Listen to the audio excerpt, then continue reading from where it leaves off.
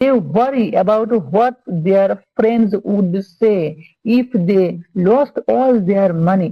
They worry, তারা চিন্তিত about সম্বন্ধে what কি their friends তাদের বন্ধুরা would say বলবে if যদি they lost তারা হারিয়ে ফেলে all সমস্ত their money তাদের অর্থ, তাহলে তারা চিন্তিত তাদের বন্ধুরা কি বলবে যদি সে হারিয়ে ফেলে সমস্ত অর্থ।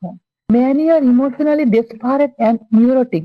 Many are অনেকেই ইমোশনালি আবেগগতভাবে desperate হতাশ হয় and neurotic এবং স্নায়বিক ভাবে, তাহলে অনেকেই আবেগগতভাবে এবং স্নায়বিকভাবে হতাশ হয়। Although তা সত্ত্বেও they look rich and have more money. They look rich তারা ধনী দেখায় and এবং have more money. have আছে more money মানে আরো অর্থ, এবং যদিও তারা ধনী দেখায় এবং আরো অর্থ। So is a poor man happier I ask, so সুতরাং ইজ আ পোর ম্যান একটা দরিদ্র মানুষ হ্যাপিয়ার হয় সুখী আই আস্ক আমি জিজ্ঞাসা করলাম। তাহলে সুতরাং একটা গরিব মানুষ সুখী হয় আমি জিজ্ঞাসা করলাম। নো না, আই ডোন্ট থিঙ্ক সো আমি এরকম মনে করি না।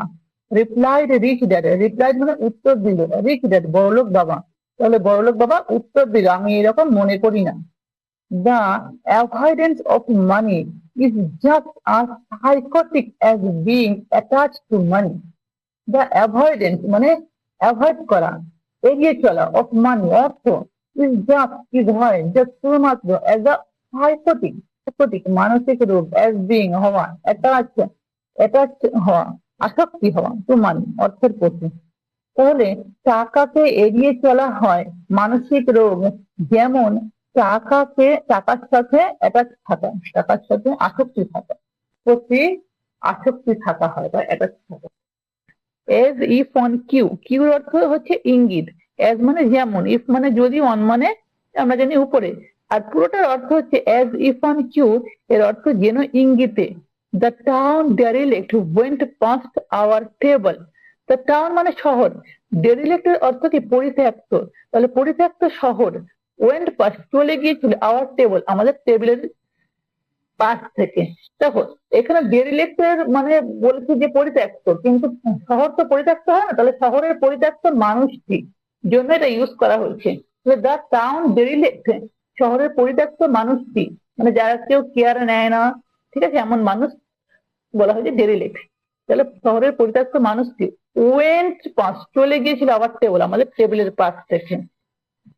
Stopping by the large rubbish can and rummaging around in it. Stopping মানে থেমে গিয়েছিল, by the large rubbish, large বড়, rubbish মানে আবর্জনার ক্যান পাত্র, তাহলে বড় আবর্জনার পাত্রের কাছে থেমে গিয়েছিল।